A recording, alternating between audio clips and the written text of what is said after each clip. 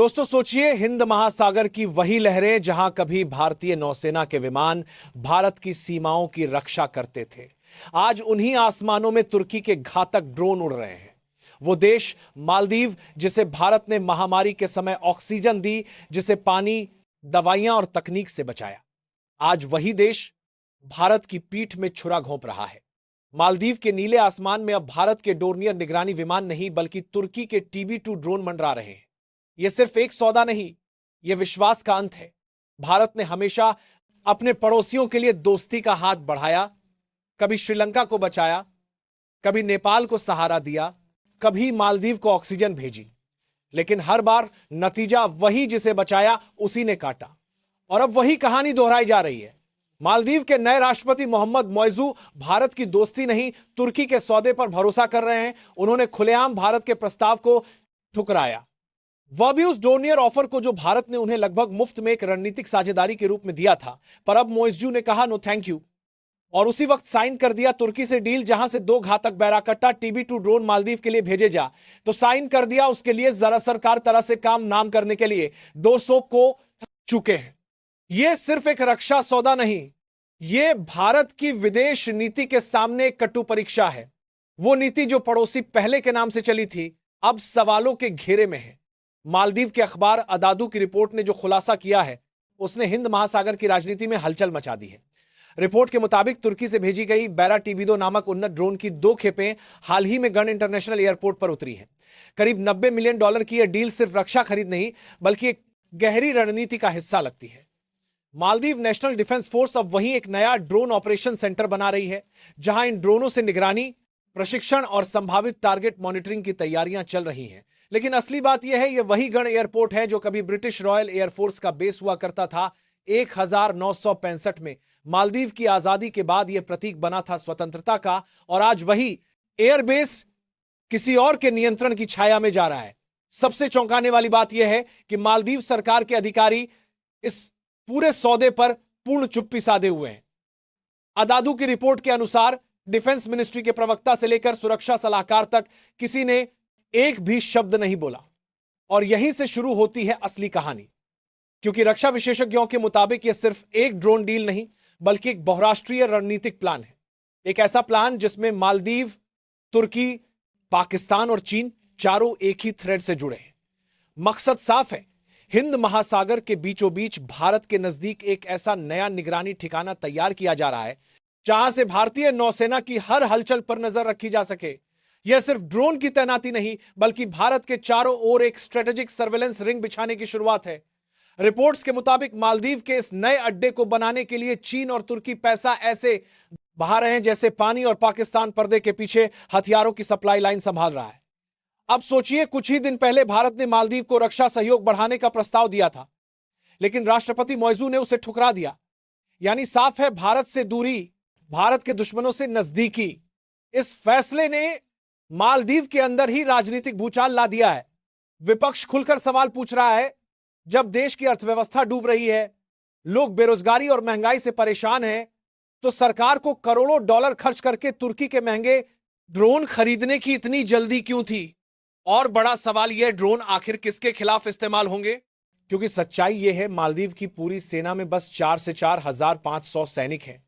ना उनके पास कोई टैंक है, ना कोई फाइटर जेट। तो फिर इतना भारी भरकम हथियार क्यों? जवाब साफ है, मकसद भारत पर रणनीतिक दबाव बनाना है। विडंबना देखिए, यही मालदीव है जिसे हर संकट की घड़ी में भारत ने सबसे पहले मदद दी थी, कभी पानी के संकट में, कभी प्राकृतिक आपदा में। लेकिन आज वही देश भारत की सीमाओं के खिलाफ एक नई रणनीति का मोहरा बन रहा है। लेकिन रुकिए, कहानी यहीं खत्म नहीं होती, क्योंकि यह सिर्फ ड्रोन बेचने या खरीदने की बात नहीं है। असल खेल तो पर्दे के पीछे चल रहा है। तो आखिरकार क्या है पूरी डेवलपमेंट? चलिए इसे पूरी डिटेल में समझते हैं। लेकिन उससे पहले, अगर आप वीडियो देख ही रहे हो तो बस 1 सेकंड निकालकर लाइक बटन दबा दो और चैनल को सब्सक्राइब कर लो। आपके लिए 1 सेकंड होगा, लेकिन हमारे लिए बहुत बड़ी मदद है। दरअसल दोस्तों, अभी कुछ ही दिन पहले की बात है, पाकिस्तान के सबसे बड़े सैन्य अधिकारी जनरल साहिर शमशाद मिर्जा एक रहस्यमय दौरे पर मालदीव पहुंचे। वो सीधे राष्ट्रपति मोइजू और उनकी डिफेंस टीम से मिले और मीटिंग का विषय था सैन्य सहयोग।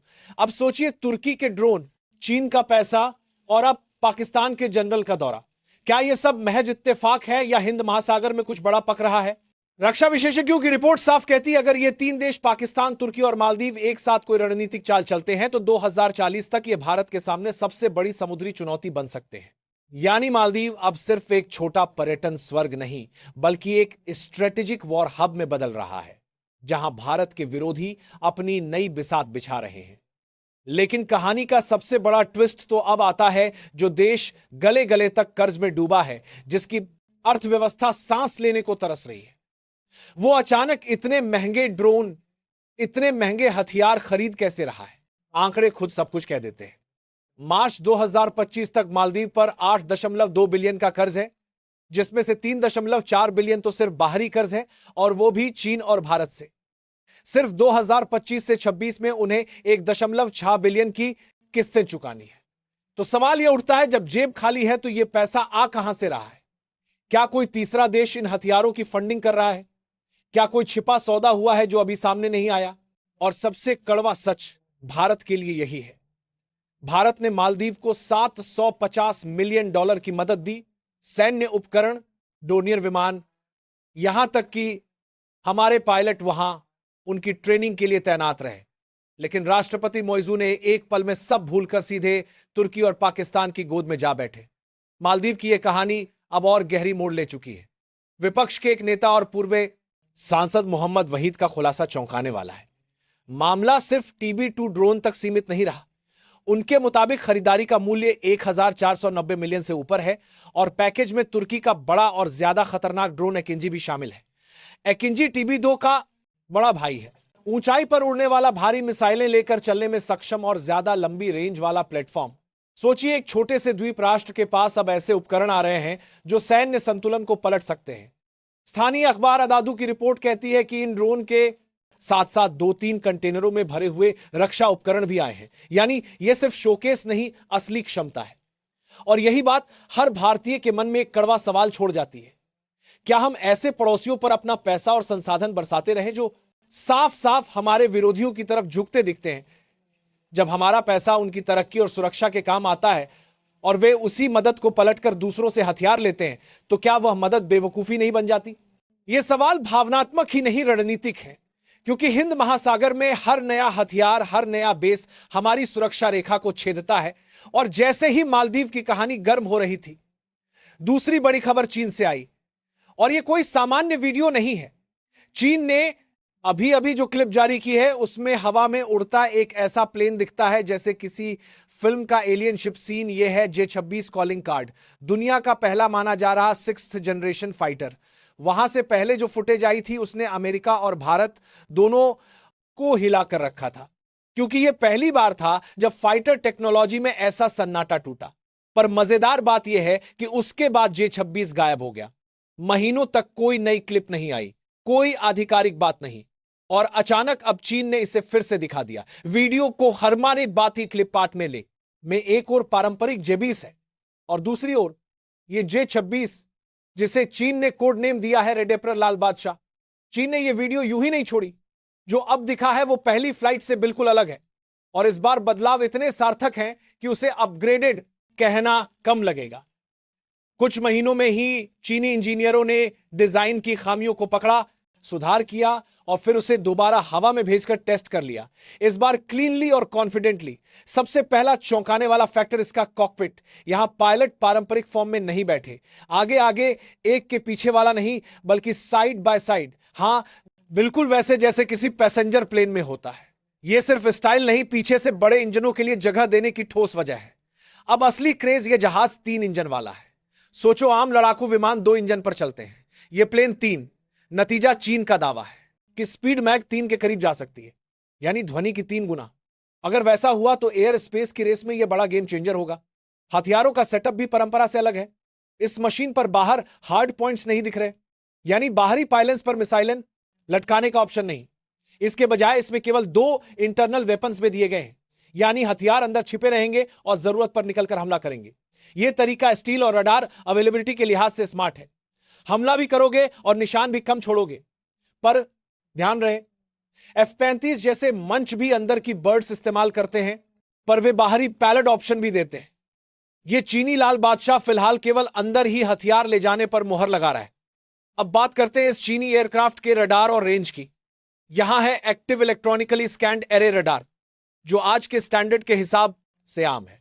इलेक्ट्रो ऑप्टिक टारगेट सिस्टम भी है, कुछ नया नहीं, ये हमारे राफेल में भी है, लेकिन असली खेल इसकी फ्लाइट रेंज में है।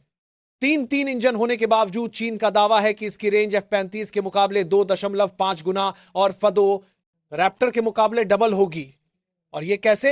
इंजन स्विचिंग टेक्नोलॉजी की वजह से। जब विमान कोई ऑपरेशन या पेट्रोलिंग कर रहा हो और लड़ाई में नहीं है, तो यह सिर्फ बीच वाला इंजन चालू रखेगा और साइड वाले 2 इंजन बंद कर देगा।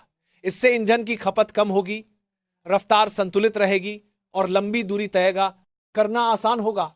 लेकिन सबसे बड़ा सवाल, यह विमान कितना स्टील और ऑपरेशनली खतरनाक होगा। अभी तक जो जानकारियां हैं वे केवल चीन के दावे हैं। दुनिया भर के एक्सपर्ट्स ने वीडियो फुटेज वेरीफाई किया है, इसलिए बेसिक फीचर्स पर भरोसा किया जा सकता है। लेकिन कौन सी मिसाइलें लगेगी, असली लड़ाई में कितना प्रभावी होगा, अभी इसकी पुष्टि किसी विश्वसनीय सोर्स से नहीं हुई। यही वजह है कि इस पर सवाल और शक दोनों बने हुए हैं। तो आपका क्या ख्याल है? क्या चीन ने वाकई एक गेम चेंजर विमान बनाया है या यह सिर्फ दिखावा है? नीचे कमेंट में अपनी राय जरूर बताइए। और दोस्तों, यह थी आज की बड़ी खबर, जो काफी रिसर्च और मेहनत के बाद हमने आपके सामने रखी है।